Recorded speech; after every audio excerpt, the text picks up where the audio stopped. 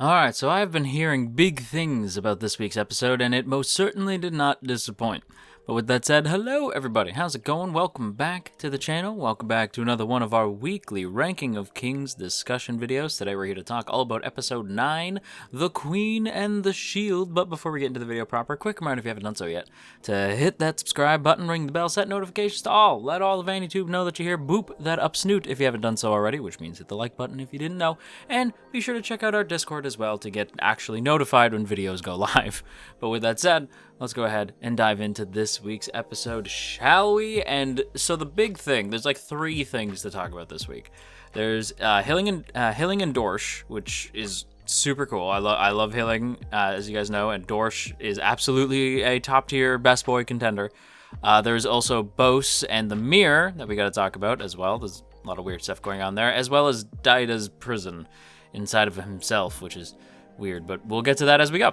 But I want to start by talking about, of course, Hilling and Dorshe, which is like the big thing, right? The episode itself is titled The Queen and the Shield for a reason, Dorshe being said shield. Now, when we first open the episode, Hilling is bedridden by the news of Daida, right? This obviously completely throws her off balance. We figure out, like, very quickly that everyone in the kingdom is seemingly aware that Bose is Daida and Daida is Bose now. Like that's just sort of understood, at least by most people. Like most of the inner circle. I don't know if it's the entire kingdom, or like the entire country, but most people are aware that like that's what's happening, right? Like people within like the royal family, or at least like within that service, are aware that Bose is Daida, right?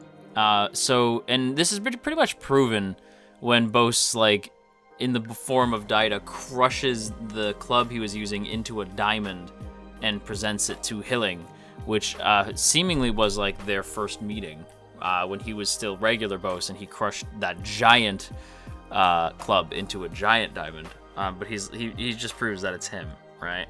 And when asked, like, where's Daida, he says, like, I don't know. Right, so Hilling passes out, and she's completely bedridden by this. This then leads to, of course, she's bedridden, and then Miranjo, the Mirror, like a jackass, sends 3 big old massive beasts to go kill Hilling, right? And Dorshe, of course, as her bodyguard, is like, he's ready to throw down. But what I love is that this isn't necessarily Dorshe doing this because he's like, well, I'm the bodyguard and I have to. We actually see how Dorshe meets Hilling, like through flashbacks, and how he actually comes to like really highly respect Hilling. And what I love is that through the flashbacks, we see just pretty much how these two have sort of come to understand each other. Dorshe feels as though, like when he first meets Hilling, Dorshe feels more like he's lost Bose's trust than anything else, right? Because Dorshe is sort of put aside as the spear of the king and told to pretty much just become Hilling's shield instead, to be her bodyguard. And he feels like this is a big demotion. And he questions whether or not, like, have I lost Bose's trust? When in actuality, it's like, I feel as though that's the opposite. Like, as his queen, Hilling would be incredibly important to Bose. So him asking you to protect the thing most important is probably a good thing. You know, like, I understand that Dorshe likely just wants to stay by Bose's side, but him being sent to protect Hilling is actually more beneficial for Dorshe, right? Like, it shows how much Bose actually fully trusts Dorshe. Even pretty much by him telling him that, like, Hilling is going to be attacked, and you have to choose, it's either Hilling or me, which side are you going to be on? And, of course, Dorshe is like, I'm going to protect Hilling, and Bose is seemingly like, that's the correct answer. He doesn't tell him that, but he's like, that's what he pretty much wanted to hear. Because again, I do feel as though, I said last week, can we trust Bose? I feel like we can, and I feel like the kingdom can. I don't know so much about the Mirror, we'll get into that. But I feel like we can trust Bose, right? I do feel as though we can trust Bose. And I do feel that Dorshe and Hilling can as well.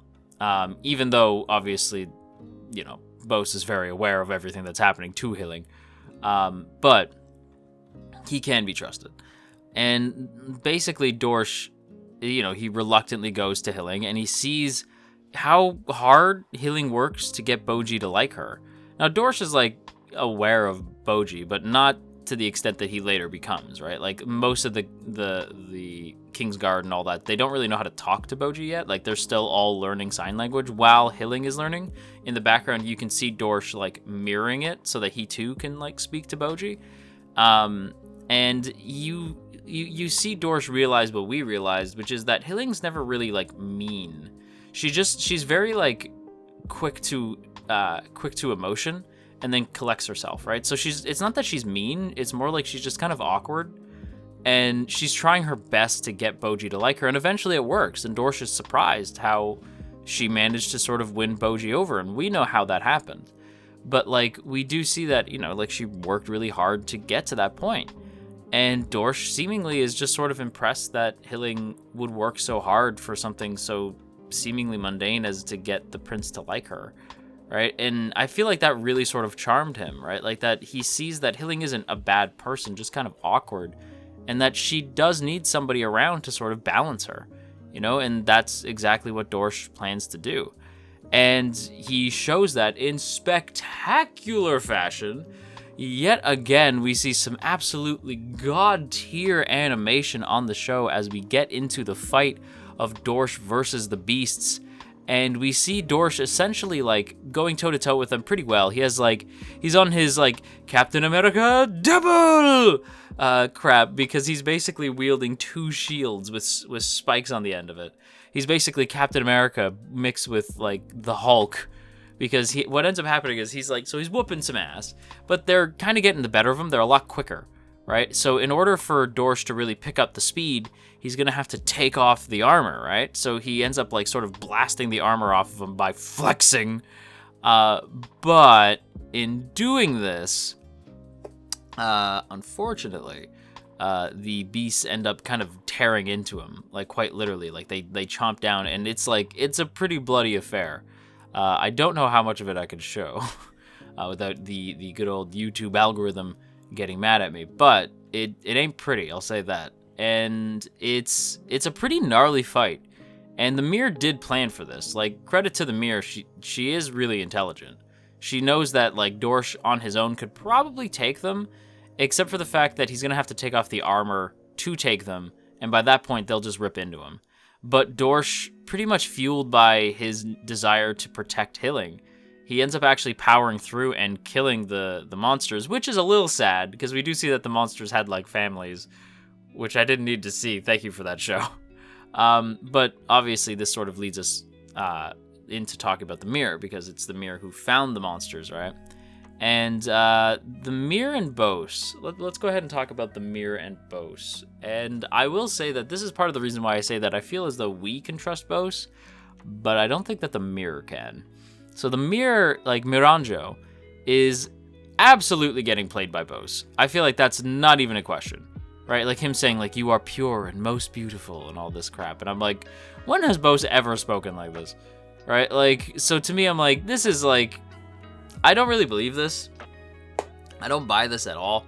I feel as though Bose is probably playing Miranjo. Now, again, I don't know the source material, so I could be way off. But my guess is that Bose is absolutely playing Miranjo.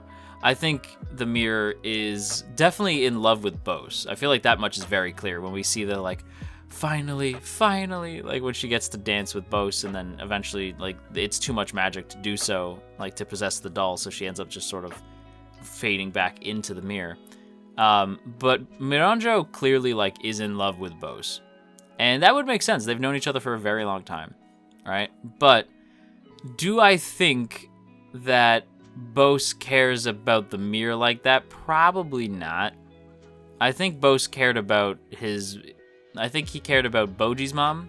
I think he cared about Hilling. I think he cares about his sons. I think he cares about his kingdom. I don't really think he cares about the mirror like that. I'm sure he probably feels a bit bad for the mirror, right? I think he feels bad for Miranjo, like, putting her through all this, and kind of, like, playing her. But, like, the reason why I say that I don't feel as though she can really trust him like that is because, literally for the reasons I just said, because Bose very clearly cares about everyone else. Why would he give a shit about the mirror? Like, you know what I mean? Like, why would he care, right? Like, it's like, oh, well, the mirror brought him to the demon. It's like, oh, yeah, the mirror brought him to the demon and pretty much, like, had him take away Boji's power from him and now take over Daida. Oh, yeah, I'm sure he loved that, right? Like, but she's doing it seemingly for him, not realizing that obviously he wouldn't want any of this, you know? So, part of the reason why I don't think that the mirror can really trust Bose. Likewise, Bose actually tells Dorshe to take Hilling away. Like, when Hilling has, like, her whole freak out, right? Because she does have a freak out towards the end of the episode. When Hilling has her big freak out and, like, Dorshe has to sort of knock her out to calm her down, right? Like, because he can't calm her down, so he just has to knock her out so that she'll stop screaming. And Bose tells Dorshe, like, listen, you have to take Hilling and you have to get away from here. Like, you have to leave the kingdom. You both have to get the high hell out of here because the next attack is probably gonna happen. And this next one, I assume, is probably gonna kill her and likely kill Dorshe if that's the case as well, right? So Bose is like, you and Hilling need to get the high hell out of here, right? And then just lay low, right? And when Dorshe asks, like, how do you know that, like, how do you know that waiting's gonna help? And he seemingly thinks of Boji, hoping that maybe Boji will save them. And he's like, I'm kind of playing this by ear too, right? So even Bose is like, I don't really know how this is going to happen. Like, I'm just going with the flow on this, right? And it seems like he's seemingly hoping that maybe Boji will figure something out. And who knows? Maybe Boji will. Like, at this point, my boy is hella strong, so he might actually pull something off. But, yeah. So, that's why I'm thinking that maybe Bose and the mirror probably not going to exactly be couple of the year material. But the reason for Hilling's freakout, and this is where it's kind of sad, is Daida's prison. Daida is losing his mind inside of himself. So Daida is in there. Like, Hilling manages to use her hearing, like her like really sharp hearing and like love for her son to figure out that Daida, she can hear him, right? She does make it through. Like, Daida's screams do make it through to Hilling, but only to Hilling, right? So she manages to hear Daida inside of Bose. And so she's like, okay, he's in there, right? And she orders, like, Dorshe, like, get him out of there. And Dorshe's like, how, right? Like, how am I supposed to do that? And so, like, Hilling was about to stab Bose in order to get Daida out, but then Dorshe is like, if you do that, that's Daida's body, you'll kill them both, right? So she's like, shit. And she starts screaming, and so that's where, like, Dorshe has to knock her out, which is really upsetting.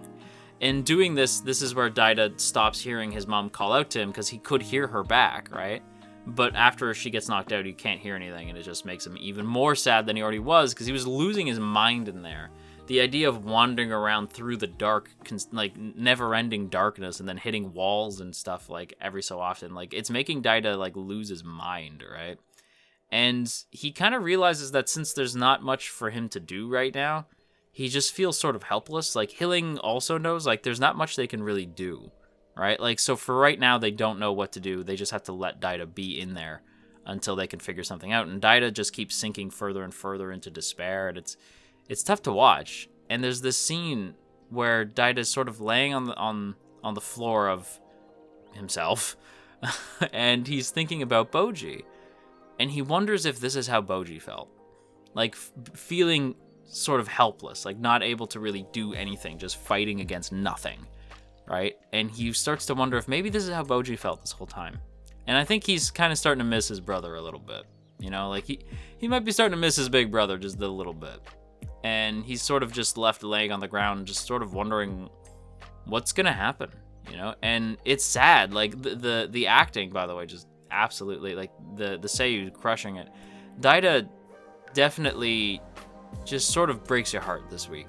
And I really like Daida a lot. And I wonder how things are going to play out. I don't know. We're going to have to, like, wait and see on that, I guess. It's going to be interesting, though. It's going to be real interesting to see where things go. This episode most certainly did not disappoint. This is a good one.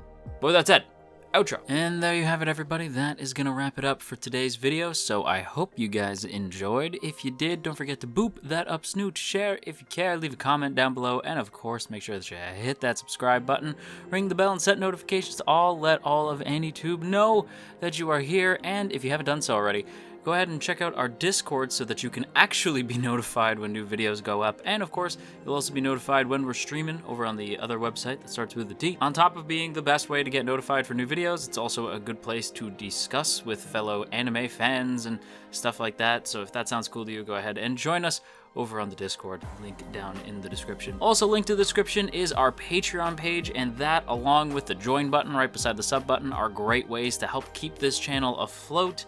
You will find our Patreon page for as little as $1. You can help keep this channel running. And of course, a big thank you I have to give to our masters of masters, the true legends, Asaki VT, Elizabeth Just Elizabeth, JCran23, Jeremy P, Matt87 Eagle, Shadow Creative, Shiorans, Stephen G, Stevie W, Trapmaster, Trevor W, and Tristan G. Thank you all so much for being so freaking cool. I really love and appreciate all of you guys for your tremendous support of this channel. And if you too would like to have your name shouted out at the end of videos, once again, go check out that Patreon link in the description or hit the join button right beside the sub button. Either way helps out a ton. And that's it for me. So until next time, clean your room. Just trust me, a clean room is a clean mind. Maybe do some Tai Chi. Maybe drink lots of water and brush your teeth. And yeah, have a good day. Bye.